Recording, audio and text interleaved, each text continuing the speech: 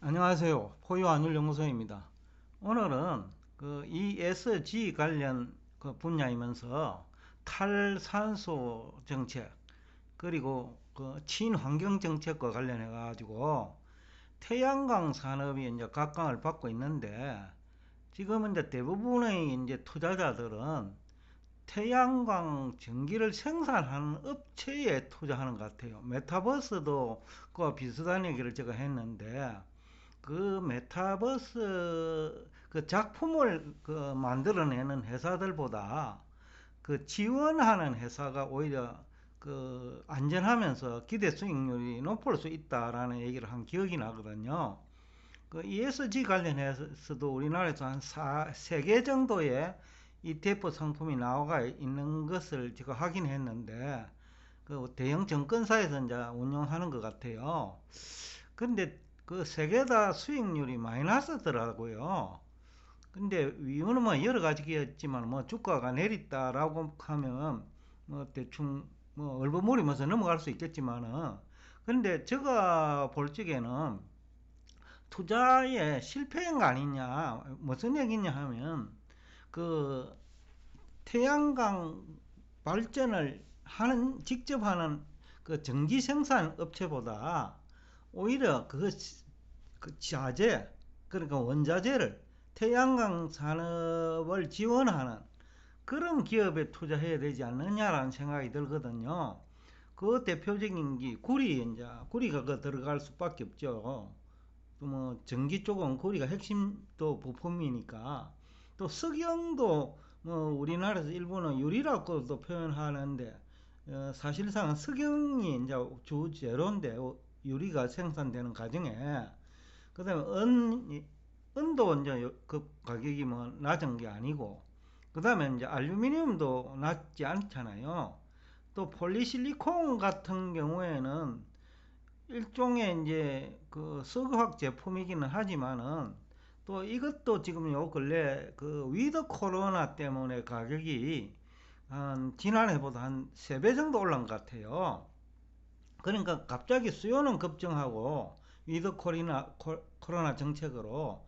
근데 이제 운송 문제라든지 이런 주변 문제는 해소가 잘 안 됐단 말이에요. 그러면서 이제 가격이 급등 현상이 나타나는 것 같아요. 그러다 보니까 이제 태양광 업체, 그러니까 전기를 생산하는 업체들은 그 소극적이죠. 왜냐면 비용이 너무 올라가니까. 그러니까 제대로 이제 수익이 안 나거나 또 비용이 너무 올라가면 증가시키기도 곤란하거든요.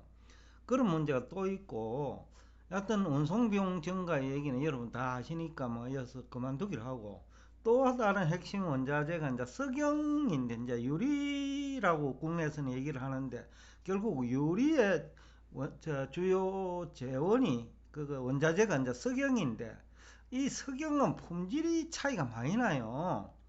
쉽게 이야기하면 그 석영이 많은 불순물질이 많이 들어가 있는 그 광산이라고 해야 되나요? 이것도 그거와 비슷할 건데, 그런 것들은 이제 비용이 많이 들어요.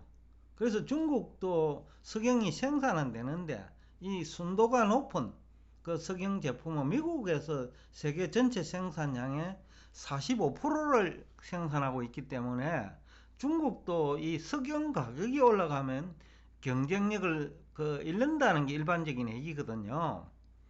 그러니까 지금 태양광 발전과 관련해 갖고는 원자재 가격, 이게 굉장히 핵심이에요. 왜? 전 세계가 이제 탈산소, 친환경을 지향하면서 이쪽 분야에 이제 원자재가 그 수요가 급증할 수밖에 없어요. 그런데 이제 석유 같은 경우에는 그 생산 국가가 또 이것도 뭐 일종의 희귀 금속이에요. 오늘날은. 그러니까 이제 미국 쪽에서 이제 이 순도가 높은 제품이 생산되기 때문에, 또 중국산 그 폴리실리콘을 쓰려고 하더라도 이 석영 가격이 올라가 버리면요, 또 폴리실리콘 가격이 올라가 버립니다. 그렇기 때문에 이제 이 태양광 산업은 그 전기를 생산하는 업체보다는 그 태양광 산업을 지원하는 업체, 메타버스도 지난번에 제가 잠깐 얘기를 했는데, 미국의 엔비디아가 오히려 그 판매량이 더군다나 이제 독점적인 그 제품을 생산하잖아요. 그러면 그쪽이 오히려 그 이익이 많이 남는 것이지, 메타버스 직접 게임을 작품을 만들거나 뭐 이런 분야는 오히려 실패 확률이 오히려 높거든요. 성공 확률은 오히려 낮고, 국내에서 지금 투자하는 분들은 대부분 메타버스 관련 그 ETF도 그 작품 쪽에 투자를 하는 것 같아요. 근데 이제 작품은 사실상 성공하기 굉장히 힘들거든요. 그런데 뭐 우선은 수요가 많으니까 일시적으로 가격이 오를 수 있어도 ETF 투자 기간을 길게 가져갔을 적에는 실패하는 그 작품이 많기 때문에 기대 수익률이 생각보다 많이 낮을 수 있어요.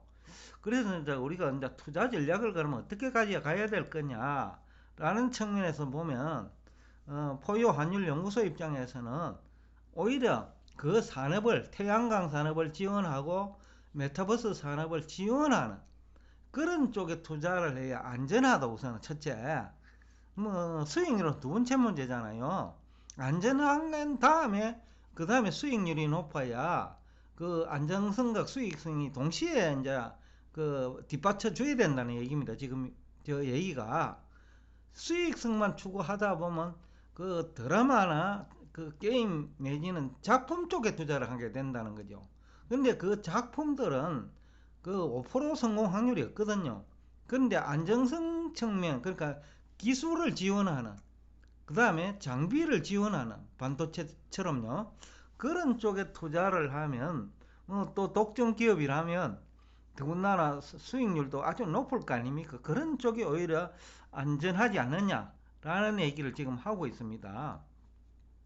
그 다음에 이제 우리가 투자 전략을 함에 있어서 또 늦게 타이밍, 그리고 여러분들이 투자를 할 때 제가 그 조언이랑 하면 조언인데, 드리고 싶은 얘기는, 우리나라 그 투자자들은 어떻게 보면 깊이 파헤치지 않아요.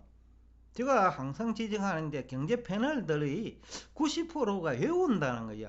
이해를 해야 되는데, 이해를 하기 위해서는 파헤쳐야 되거든요. 쉽게 하면 어떤 정보가 있을 때 그 정보의 진실도 따져야 되고, 정보의 출처도 따져야 되고요.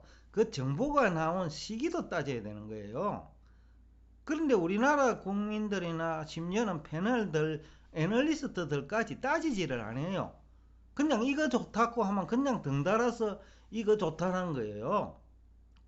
쉽게 하면 깊이 있는 분석을 안 한다는 얘기입니다. 그러면 여러분들이 이제 피해자가 되거든요.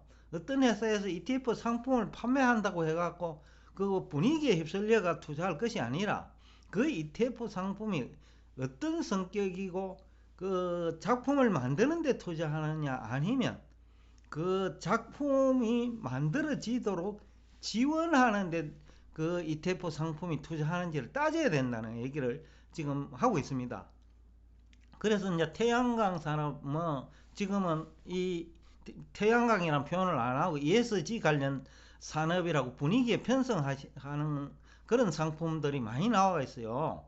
그리고 편입 종목도 보니까 그 대부분 우량기업 다 들어가 있어요. 삼성전자 다 들어가 있고, SK 그 뭡니까, 이노베이션이라든지 그 다음에 SK 하이닉스 등 이런 우량기업들이 다 들어가 있는데, 우량기업이라고 무조건 좋은 건 아니에요. 타이밍이 적절해야 되는 거예요. 그 우리가 투자하는 타이밍, 그 타이밍을 놓쳐버리면, 앞 시간에도 얘기했는데 우리나라가 선박 수주가 좋을 때 현대중공업이 45만 내지 50만 원 하던 것이 지금 10년이 지난 시점에 10만 원 한다는 얘기를 앞 시간에 했는데, 그만큼 이제 타이밍이 중요한 거예요. 분위기에 편성되면 안 되고, 그리고 그 처음에 들어가는 것도 이것이 작품이냐, 아니면 작품을 만드는데 필요한 그 원자재를 지원하는 회사에 투자하느냐, 그런 것까지 다 따져야 된다는 겁니다. 그래야 여러분들이 실패하지 않을 수가 있어요. 오늘 얘기하는 요지는 그래요. 지금은 이제 태양광 산업도 ESG 관련 산업이고 또 메타버스 관련 얘기도 결국은 그 미래 산업인가는 맞단 말이에요. 전 세계가 또 4차 산업이라는 이름으로 그 메타버스 산업 쪽에 지금 투자를 하는 방향으로 가고 있고, 그 다음에 태양광도 탈선소 내지는 친환경이라는 이름으로 지금 가고 있는 방향인 것만은 확실하다. 그러나 그 투자를 할 때는 그 어떤 분야냐는 거죠. 지원 분야냐, 작품을 만들고 전기를 생산하는 업체냐, 그리고 원자재 가격이 또 어떻게 되는지까지 따져인 다음에 투자를 해야 여러분이 실패하지 않을 수 있다는 얘기를 하면서 오늘 여러분과 대화를 마치겠습니다. 오늘도 끝까지 경청해 주셔서 대단히 감사합니다.